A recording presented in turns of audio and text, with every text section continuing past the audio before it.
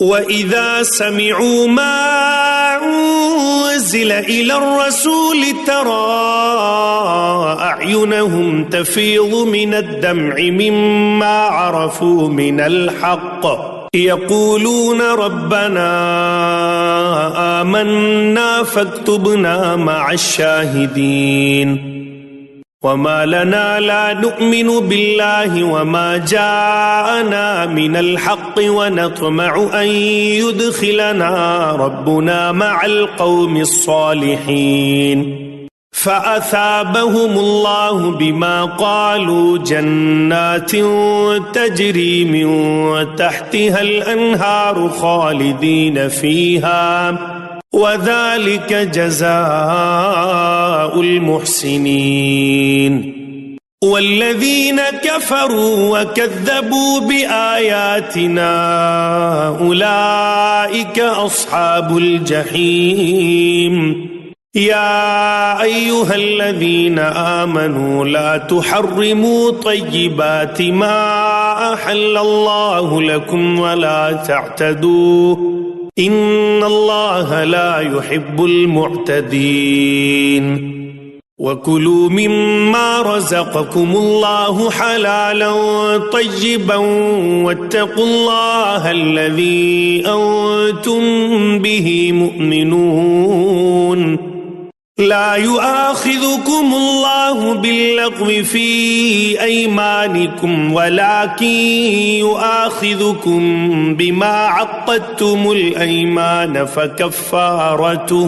فكفارته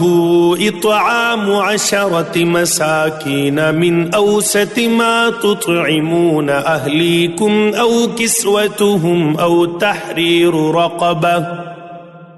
فمن لم يجد فصيام 3 أيام ذلك كفارة أيمانكم إذا حلفتم واحفظوا أيمانكم كذلك يبين الله لكم آياته لعلكم تشكرون يا أيها الذين آمنوا إنما الخمر والميسر والأنصاب والأزلام رجس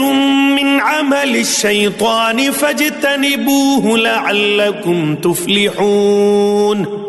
إنما يريد الشيطان أن يوقع بينكم العداوة والبغضاء في الخمر والميسر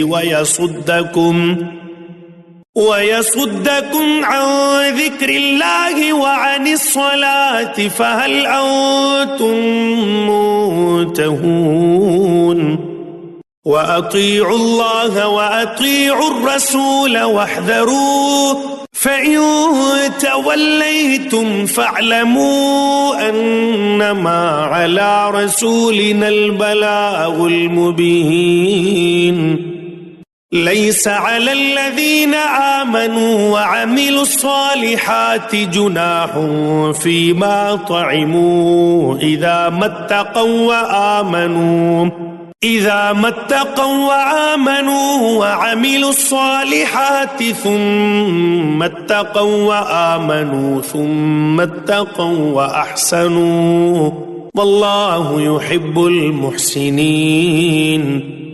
يا أيها الذين آمنوا ليبلونكم الله بشيء من الصيد تناله أيديكم ورماحكم ليعلم الله من يخافه بالغيب فمن اعتدى بعد ذلك فله عذاب أليم يا أيها الذين آمنوا لا تقتلوا الصيد وأنتم حرم ومن قتله منكم متعمدا فجزاء مثل ما قتل من النعم يحكم به ذوى عدل منكم ذوى عدل منكم هديا بالغ الكعبة أو كفارة طعام مساكين أو عدل ذلك صياما ليذوق وبال أمره عفى الله عما سلف ومن عاد فينتقم الله منه والله عزيز ذو انتقام. أحل لكم صيد البحر وطعامه متاعا لكم وللسيارة وحرم عليكم صيد البر ما دمتم حرما واتقوا الله الذي إليه تحشرون. جعل الله الكعبة البيت الحرام قياما للناس والشهر الحرام والهدي والقلائد ذلك لتعلموا أن الله يعلم ما في السماوات وما في الأرض وأن الله بكل شيء عليم. اعلموا أن الله شديد العقاب وأن الله غفور رحيم. ما على الرسول إلا البلاغ والله يعلم ما تبدون وما تكتمون. قل لا يستوي الخبيث والطيب ولو أعجبك كثرة الخبيث فاتقوا الله يا أولي الألباب لعلكم تفلحون. يا أيها الذين آمنوا لا تسألوا عن أشياء إن تبد لكم تسؤكم وإن تسألوا عنها حين ينزل القرآن تبد لكم عفى الله عنها والله غفور حليم. قد سألها قوم من قبلكم ثم أصبحوا بها كافرين. ما جعل الله من بحيرة ولا سائبة ولا وصيلة ولا حام ولكن الذين كفروا يفترون على الله الكذب وأكثرهم لا يعقلون. وإذا قيل لهم تعالوا إلى ما أنزل الله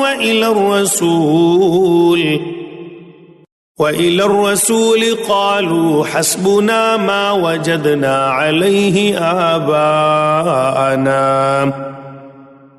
أولو كان آباؤهم لا يعلمون شيئا ولا يهتدون.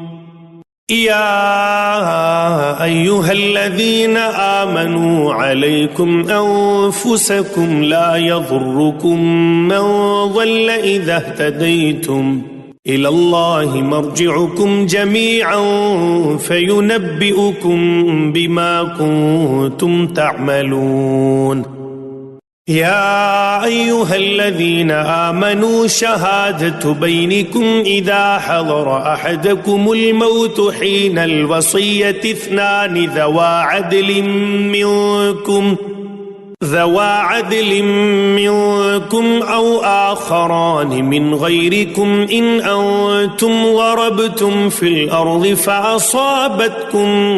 مصيبة الموت تحبسونهما من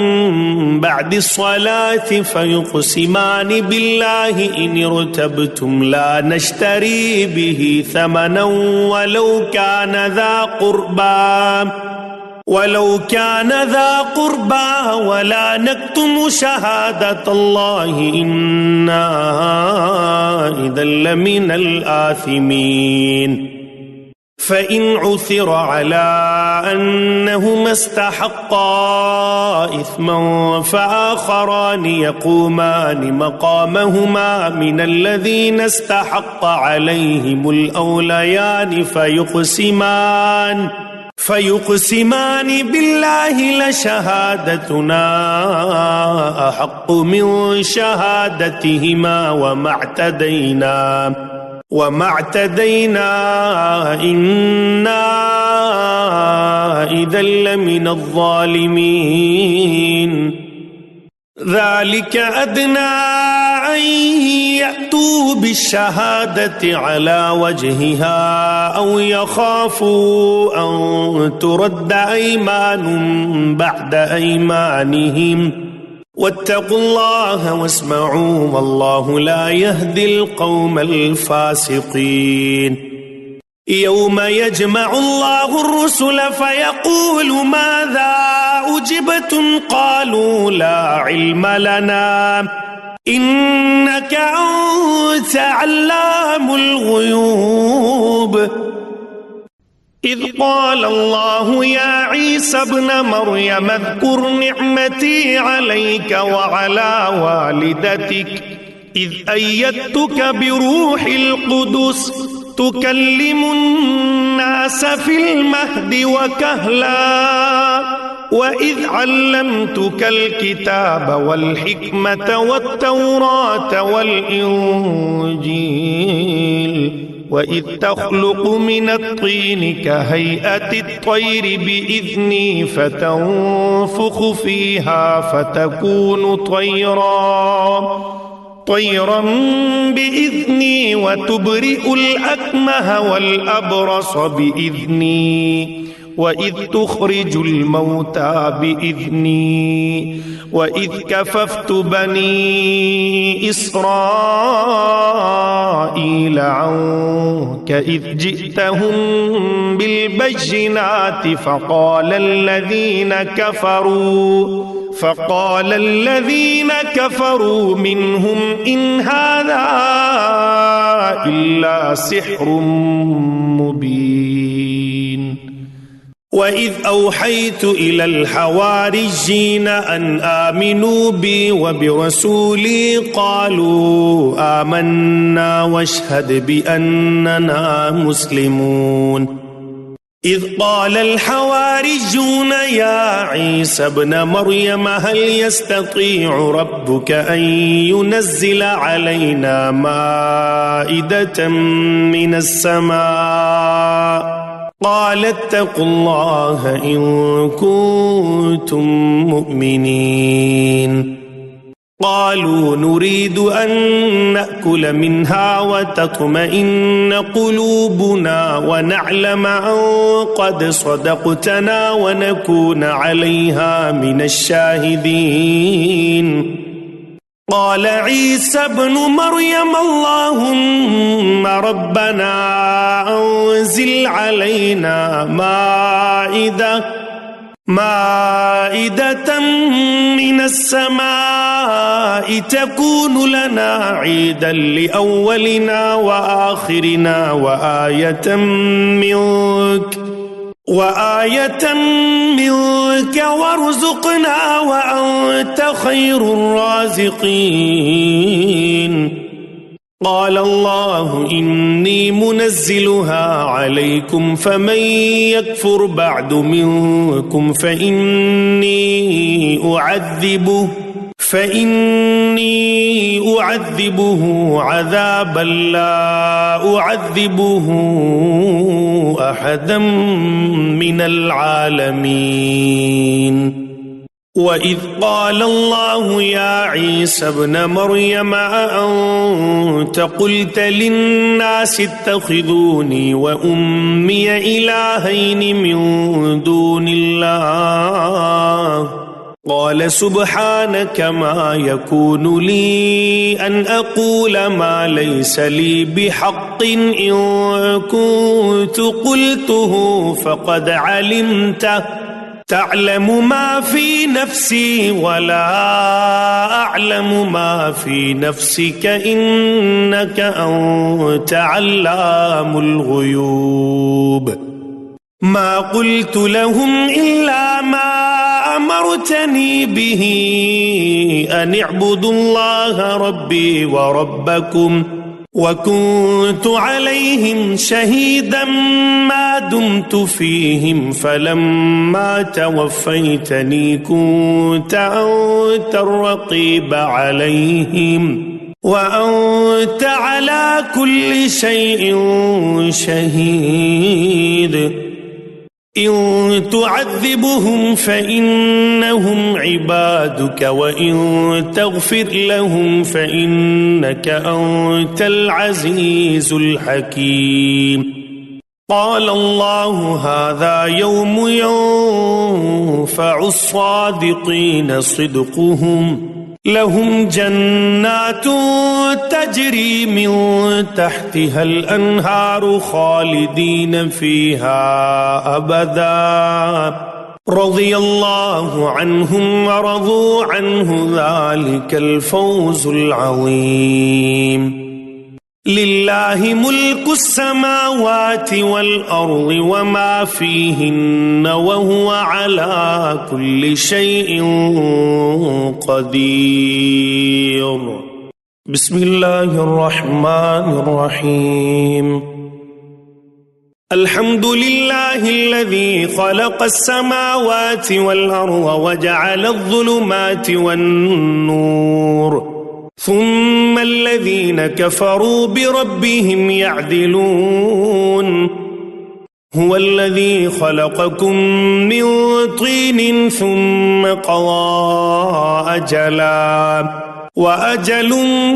مسمى عنده ثم أنتم تمترون وهو الله في السماوات وفي الأرض يعلم سركم وجهركم ويعلم ما تكسبون وما تأتيهم من آية من آيات ربهم إلا كانوا عنها معرضين فقد كذبوا بالحق لما جاءهم فسوف يأتيهم أنباء ما كانوا به يستهزئون ألم يروا كم أهلكنا من قبلهم من قرن مكناهم في الأرض ما لم نمكن لكم وأرسلنا السماء عليهم مدرارا وجعلنا الأنهار تجري من تحتهم فأهلكناهم بذنوبهم وأنشأنا من بعدهم قرنا آخرين ولو نزلنا عليك كتابا في قرطاس فلمسوه بأيديهم لقال الذين كفروا إن هذا إلا سحر مبين وقالوا لولا أنزل عليه ملك ولو أنزلنا ملكا لقضي الأمر ثم لا ينظرون ولو جعلناه ملكا لجعلناه رجلا وللبسنا عليهم ما يلبسون ولقد استهزئ برسل من قبلك فحاق بالذين سخروا منهم ما كانوا به يستهزئون قل سيروا في الأرض ثم انظروا كيف كان عاقبة المكذبين قل لمن ما في السماوات والأرض قل لله كتب على نفسه الرحمة ليجمعنكم إلى يوم القيامة لا ريب فيه الذين خسروا أنفسهم فهم لا يؤمنون وله ما سكن في الليل والنهار وهو السميع العليم قل أغير الله أتخذ وليا فاطر السماوات والأرض والأرض وهو يطعم ولا يطعم قل إني أمرت أن أكون أول من أسلم ولا تكونن من المشركين قل إني أخاف إن عصيت ربي عذاب يوم عظيم من يصرف عنه يومئذ فقد رحمه وذلك الفوز المبين وإن يمسسك الله بضر فلا كاشف له إلا هو وإن يمسسك بخير فهو على كل شيء قدير وهو القاهر فوق عباده وهو الحكيم الخبير قل أي شيء أكبر شهادة قل الله شهيد بيني وبينكم وأوحي إلي هذا القرآن لأنذركم به ومن بلغ أئنكم لتشهدون أن مع الله آلهة أخرى قل لا أشهد قل إنما هو إله واحد وإنني بريء مما تشركون الذين آتيناهم الكتاب يعرفونه كما يعرفون أبناءهم الذين خسروا أنفسهم فهم لا يؤمنون ومن أظلم ممن افترى على الله كذبا أو كذب بآياته إنه لا يفلح الظالمون ويوم نحشرهم جميعا ثم نقول للذين أشركوا أين شركاؤكم الذين كنتم تزعمون ثم لم تكن فتنتهم إلا أن قالوا والله ربنا ما كنا مشركين انظر كيف كذبوا على أنفسهم وضل عنهم ما كانوا يفترون ومنهم من يستمع إليك وجعلنا على قلوبهم أكنة أن يفقهوه وفي آذانهم وقرا وإن يروا كل آية لا يؤمنوا بها حتى إذا جاءوك يجادلونك يقول الذين كفروا إن هذا إلا أساطير الأولين وهم ينهون عنه وينأون عنه وإن يهلكون إلا أنفسهم وما يشعرون ولو ترى إذ وقفوا على النار فقالوا يا ليتنا نرد ولا نكذب بآيات ربنا ونكون من المؤمنين بل بدا لهم ما كانوا يخفون من قبل ولو ردوا لعادوا لما نهوا عنه وإنهم لكاذبون وقالوا إن هي إلا حياتنا الدنيا وما نحن بمبعوثين ولو ترى إذ وقفوا على ربهم قال أليس هذا بالحق قالوا بلى وربنا قال فذوقوا العذاب بما كنتم تكفرون قد خسر الذين كذبوا بلقاء الله حتى إذا جاءتهم الساعة بغتة قالوا يا حسرتنا على ما فرطنا فيها وهم يحملون أوزارهم على ظهورهم ألا ساء ما يزرون وما الحياة الدنيا إلا لعب ولهو وللدار الآخرة خير للذين يتقون أفلا تعقلون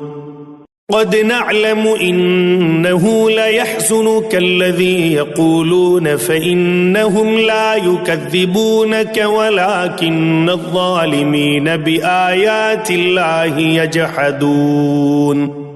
ولقد كذبت رسل من قبلك فصبروا على ما كذبوا وأوذوا حتى أتاهم نصرنا ولا مبدل لكلمات الله ولقد جاءك من نبأ المرسلين وإن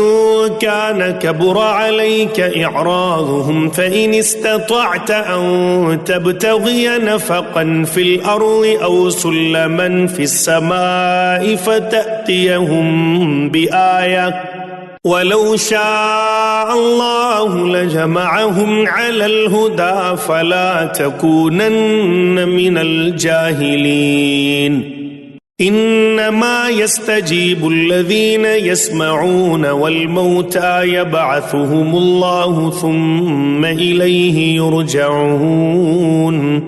وقالوا لولا نزل عليه آية من ربه قل إن الله قادر على أن ينزل آية ولكن أكثرهم لا يعلمون وما من دابة في الأرض ولا طائر يطير بجناحيه إلا أمم أمثالكم ما فرطنا في الكتاب من شيء ثم إلى ربهم يحشرون والذين كذبوا بآياتنا صم وبكم في الظلمات من يشاء الله يضلل ومن يشاء يجعله على صراط مستقيم قل أرأيتكم إن أتاكم عذاب الله أو أتتكم الساعة أغير الله تدعون إن كنتم صادقين بل إياه تدعون فيكشف ما تدعون إليه إن شاء وتنسون ما تشركون ولقد أرسلنا إلى من قبلك فأخذناهم بالبأساء والضراء لعلهم يتضرعون فلولا إذ جاءهم بأسنا تضرعوا ولكن قست قلوبهم وزين لهم الشيطان ما كانوا يعملون فلما نسوا ما ذكروا به فتحنا عليهم أبواب كل شيء حتى إذا فرحوا بما أوتوا أخذناهم بغتة فإذا هم مبلسون فقطع دابر القوم الذين ظلموا والحمد لله رب العالمين قل أرأيتم إن أخذ الله سمعكم وأبصاركم وختم على قلوبكم من إله غير الله يأتيكم به انظر كيف نصرف الآيات ثم هم يصطفون قل أرأيتكم إن أتاكم عذاب الله بغتة أو جهرة هل يهلك إلا القوم الظالمون وما نرسل المرسلين إلا مبشرين ومنذرين فمن آمن وأصلح فلا خوف عليهم ولا هم يحزنون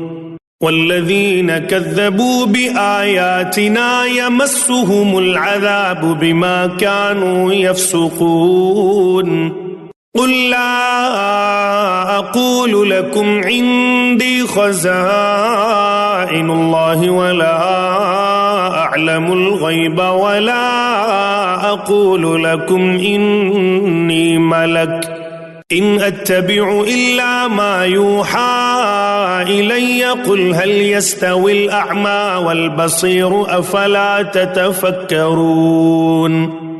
وأنذر به الذين يخافون أن يحشروا إلى ربهم ليس لهم من دونه ولي ولا شفيع لعلهم يتقون ولا تطرد الذين يدعون ربهم بالغداة والعشي يريدون وجهه ما عليك من حسابهم من شيء وما من حسابك عليهم من شيء فتطردهم فتكون من الظالمين وكذلك فتنا بعضهم ببعض ليقولوا أهؤلاء من الله عليهم من بيننا أليس الله بأعلم بالشاكرين وإذا جاءك الذين يؤمنون بآياتنا فقل سلام عليكم كتب ربكم على نفسه الرحمة أنه من عمل منكم سوءا بجهالة ثم تاب من بعده وأصلح فأنه غفور رحيم وكذلك نفصل الآيات ولتستبين سبيل المجرمين قل إني نهيت أن أعبد الذين تدعون من دون الله قل لا أتبع أهواءكم قد ضللت إذا وما أنا من المهتدين قل إني على بينة من ربي وكذبتم به ما عندي ما تستعجلون به إن الحكم إلا لله يقص الحق وهو خير الفاصلين قل لو أن عندي ما تستعجلون به لقضي الأمر بيني وبينكم والله أعلم بالظالمين وعنده مفاتح الغيب لا يعلمها إلا هو ويعلم ما في البر والبحر وما تسقط من ورقة إلا يعلمها ولا حبة في ظلمات الأرض ولا رطب ولا يابس إلا في كتاب مبين وهو الذي يتوفاكم بالليل ويعلم ما جرحتم بالنهار ثم يبعثكم فيه ليقضى أجل مسمى ثم إليه مرجعكم ثم ينبئكم بما كنتم تعملون وهو القاهر فوق عباده ويرسل عليكم حفظة حتى إذا جاء أحدكم الموت توفته رسلنا وهم لا يفرطون ثم ردوا إلى الله مولاهم الحق ألا له الحكم وهو أسرع الحاسبين قل من ينجيكم من ظلمات البر والبحر تدعونه تضرعا وخفية لئن أنجانا من هذه لنكونن من الشاكرين قل الله ينجيكم منها ومن كل كرب ثم أنتم تشركون قل هو القادر على أن يبعث عليكم عذابا من فوقكم أو من تحت أرجلكم أو يلبسكم شيعا ويذيق بعضكم بأس بعض انظر كيف نصرف الآيات لعلهم يفقهون وكذب به قومك وهو الحق قل لست عليكم بوكيل لكل نبأ مستقر وسوف تعلمون وإذا رأيت الذين يخوضون في آياتنا فأعرض عنهم حتى يخوضوا في حديث غيره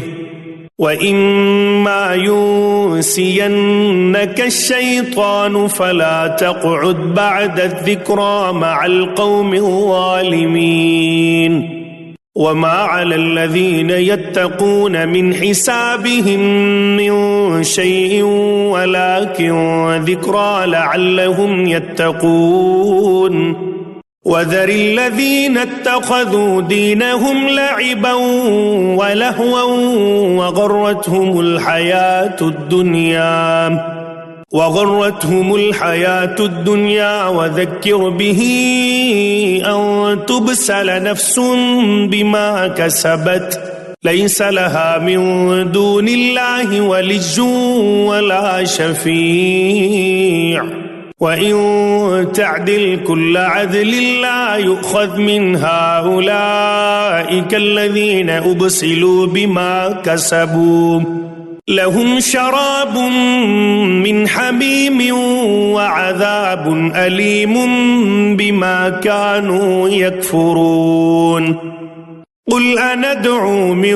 دون الله ما لا ينفعنا ولا يضرنا ونرد على أعقابنا بعد إذ هدانا الله كالذي استهوته الشياطين في الأرض حيران له أصحاب يدعونه إلى الهدى ائتنا قل إن هدى الله هو الهدى وأمرنا لنسلم لرب العالمين وأن أقيموا الصلاة واتقوه وهو الذي إليه تحشرون وهو الذي خلق السماوات والأرض بالحق ويوم يقول كن فيكون قوله الحق وله الملك يوم ينفخ في الصور عالم الغيب والشهادة وهو الحكيم الخبير وإذ قال إبراهيم لأبيه آزر أتتخذ أصناما آلهة إني أراك وقومك في ضلال مبين وكذلك نري إبراهيم ملكوت السماوات والأرض وليكون من الموقنين فلما جن عليه الليل رأى كوكبا قال هذا ربي فلما أفل قال لا أحب الآفلين فلما رأى القمر بازغا قال هذا ربي فلما أفل قال لئن لم يهدني ربي لأكونن من القوم الضالين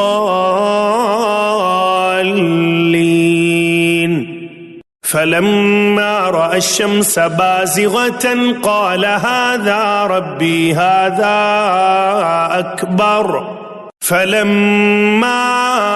أفلت قال يا قوم إني بريء مما تشركون إني وجهت وجهي للذي فطر السماوات والأرض حنيفا وما أنا من المشركين. وحاجه قومه قال أتحاجوني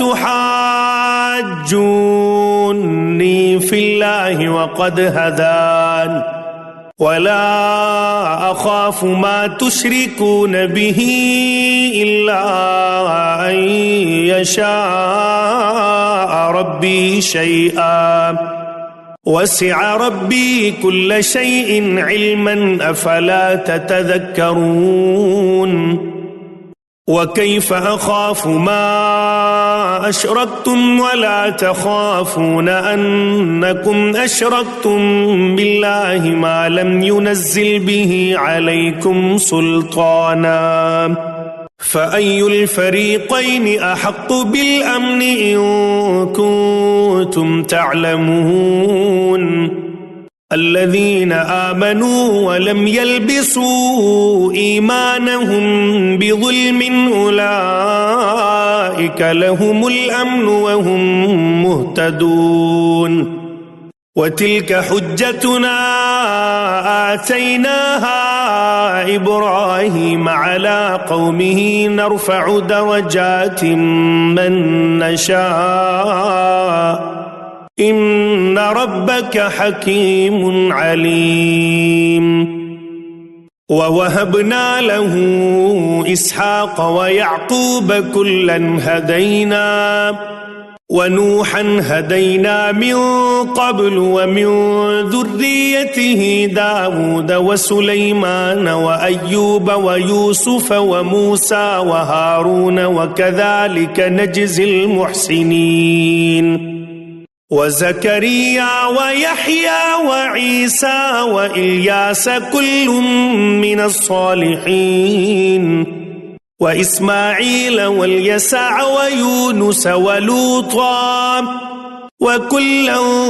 فضلنا على العالمين.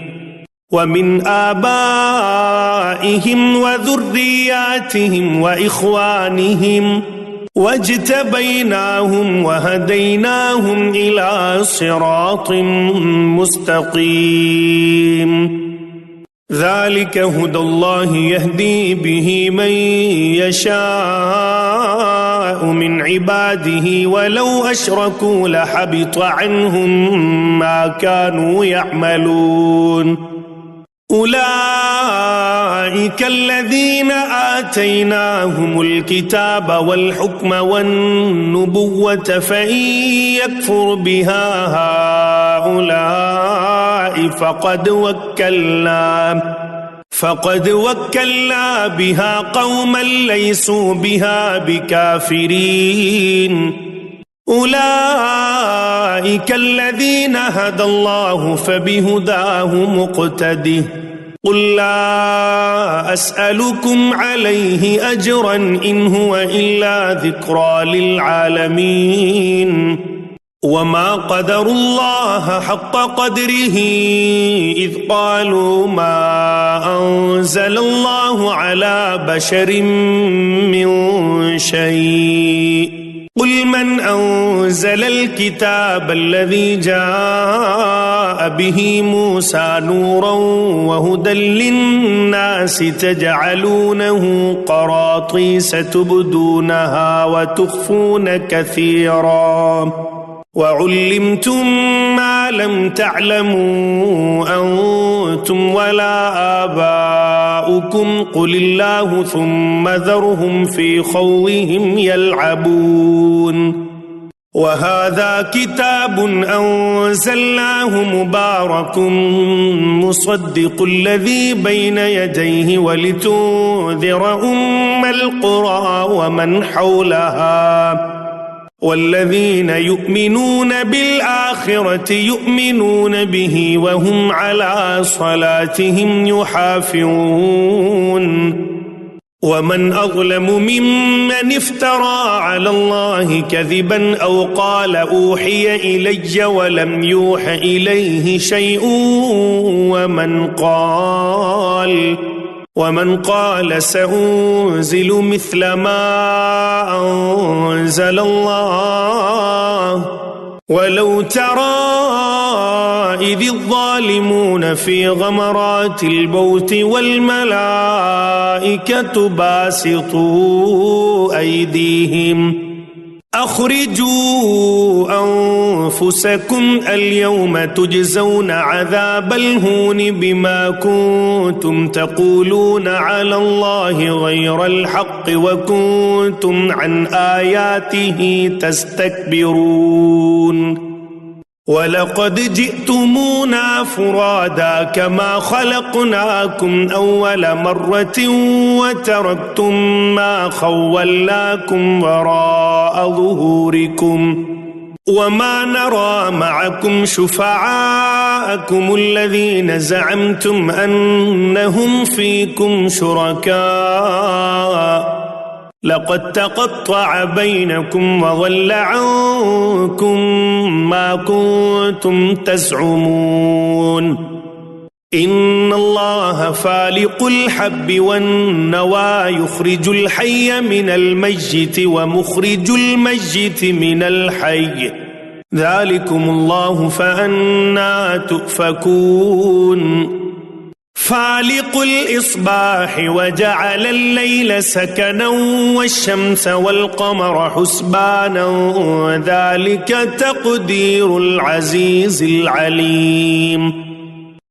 وهو الذي جعل لكم النجوم لتهتدوا بها في ظلمات البر والبحر قد فصلنا الآيات لقوم يعلمون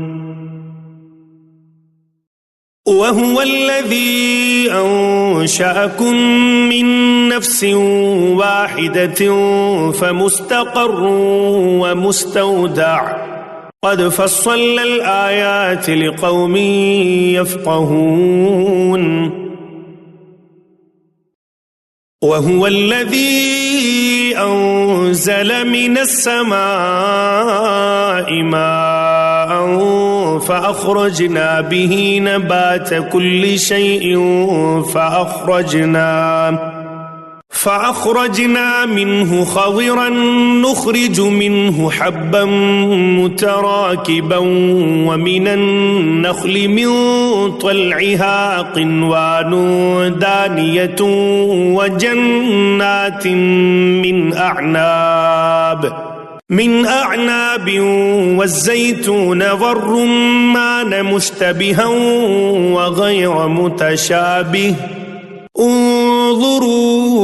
إلى ثمره إذا أثمر وينعه